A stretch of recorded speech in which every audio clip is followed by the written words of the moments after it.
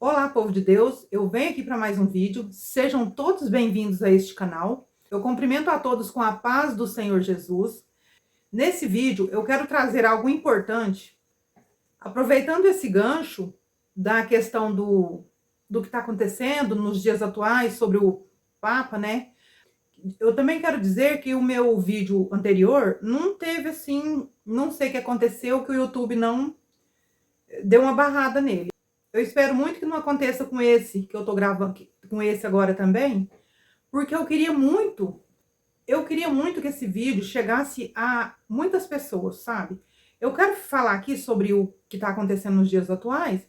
Existem três linhas teológicas assim, mais relevantes, que são os pré-tribulacionistas, né? Que são aquelas pessoas que acreditam que a igreja será arrebatada antes da grande tribulação. E existe os mesotribulacionistas, que acredita que a igreja será arrebatada no meio da tribulação. E existe os pós-tribulacionistas, que acredita que a igreja só será arrebatada na volta de Jesus. Eu vim trazer esse vídeo aqui porque eu tenho estudado bastante sobre isso e tenho, assim, buscado muito, pedido muito a Deus para que Deus me mostrasse, me revelasse, assim, alguma coisa, assim, que mais concreta. Eu tenho assistido muitos vídeos, sabe, sobre o pós-tribulacionismo, sobre os pastores da doutrina pré-tribulacionista, né, que é os que eu mais assisto é o pastor Elias Soares, o pastor Átila e o pastor Juliano Fraga. E tem outros aí também que agora eu não tô lembrado o nome deles. E também tem o pastor do pós-tribulacionismo, o pastor César Cavalcante, que é o mais assim, o que tem mais peso, né, no pós-tribulacionismo. Então eu tenho buscado muito conhecimento, buscado, pedido muito a Deus para abrir o meu entendimento em relação a isso, né, sobre essa questão do arrebatamento da igreja, sobre a grande tribulação, e me revelar, assim, o que será, assim, o que vai acontecer, né, nesse tempo. A gente sabe que nós estamos no tempo do fim, que Jesus diz que quando tudo que está acontecendo nos dias de hoje é a prova da volta de Jesus. E uma das coisas principais, que é um sinal da volta de Jesus, é a apostasia. O abandono da fé, o esfriamento da fé e essa baderna igreja, essa baderna povo de Deus que está nas igrejas. Esse engano religioso, essa cegueira espiritual, sabe, das pessoas. E, e eu buscando aprofundar mais nesse assunto, né, de arrebatamento, de grande tribulação, de pré e pós. Então, eu quero deixar um vídeo aqui do pastor Júnior Trovão, onde ele fala sobre o arrebatamento da igreja. E eu acredito que o que o pastor Júnior Trovão fala tem fundamento. Faz sentido. Eu vou deixar o vídeo aqui para vocês, ó. Presta atenção, igreja. Tem gente anunciando para a igreja que a igreja vai passar pela grande tribulação. Ó. Então quer dizer que eu estou me preparando para encontrar com o anticristo? Eu estou renunciando, estou levando uma vida diante de Deus para me encontrar com o filho do capetão. E essa escatologia não se sustenta. Ó. Porque se a grande tribulação dura 7 anos, então eu sei que Jesus volta nesse período. Faz sentido.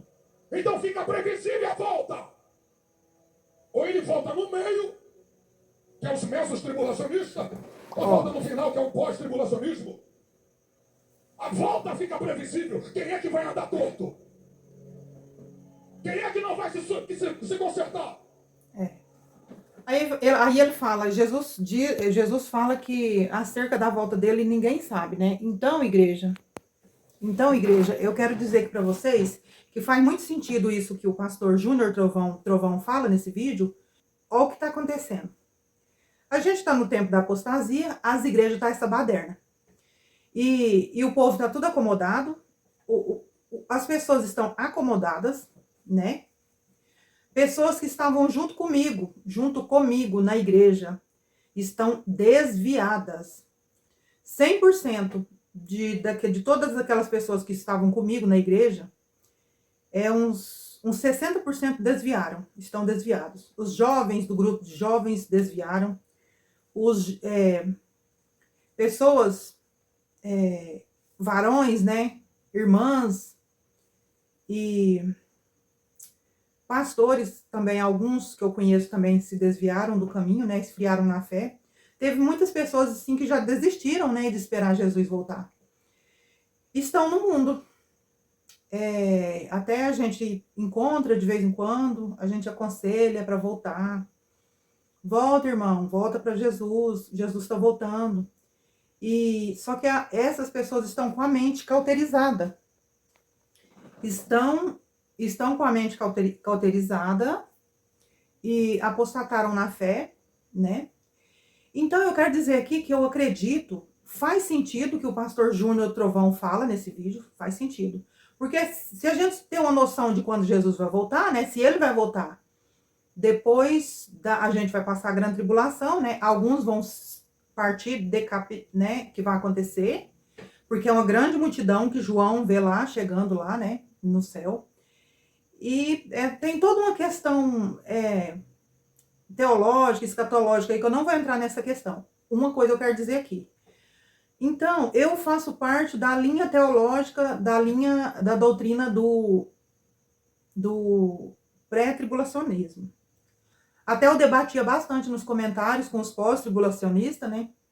Só que eu tenho pedido muito para Deus me abrir o meu entendimento e me mostrar. Eu vi uma passagem aqui na Bíblia, um capítulo da Bíblia, um versículo, que eu acredito, eu queria que se tiver algum pré-tribulacionista, agora eu pergunto para os pré, se tiver algum pré-tribulacionista aí, e conseguir me desvendar esse mistério, eu fico no pré-tribulacionista.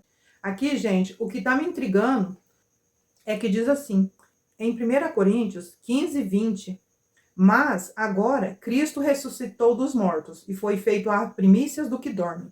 As primícias, na cultura bíblica, eram o primeiro e melhor fruto de uma colheita. E esse termo é usado para ilustrar que Jesus é o primeiro a ressuscitar, inaugurando um futuro de vida eterna para todos aqueles que creem.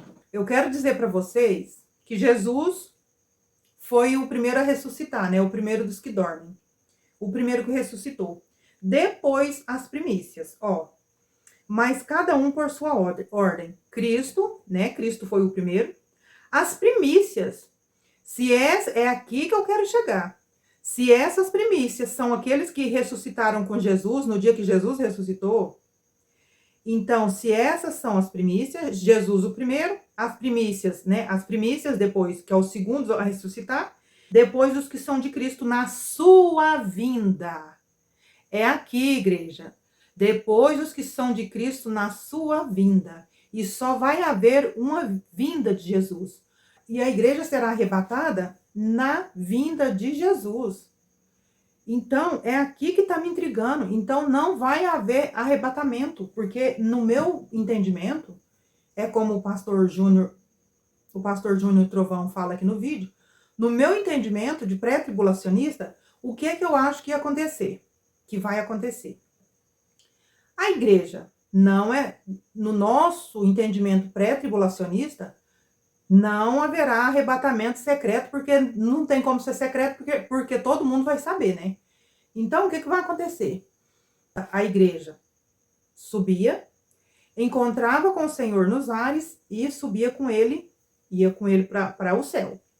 Mas aqui nessa passagem, e só vai haver uma ressurreição na vinda de Jesus. Porque se essas primícias são aqueles que ressuscitou no dia que Jesus ressuscitou também, então esse aqui e os que são de Cristo na sua vinda, então são todos esses que vão ressuscitar, né? Que é a igreja e os demais que aceitar Jesus. Então é isso que tá pegando e tá me intrigando. Se alguém aqui conseguir falar que essas primícias aqui, essas primícias depois de Jesus, é o arrebatamento, são as pessoas que vão subir no arrebatamento, tá desvendado. Haverá o arrebatamento antes da grande tribulação. Mas se essas primícias depois de Jesus for aqueles que foram ressuscitados no dia que Jesus ressuscitou, então a igreja vai ficar todos que são de Cristo vão ficar para o dia da volta de Jesus, que é uma única volta. Vocês estão me entendendo, igreja? Vocês estão me entendendo, povo de Deus, onde eu quero chegar? Eu peço que vocês deixem nos comentários. São 3 etapas. Jesus é a primeira da colheita, né? Que ressuscitou primeiro. Depois as primícias. Se essas primícias só vai haver, houve e vai haver desses ressuscitados, 3 etapas, que é o primeiro é Jesus, que é a primícia.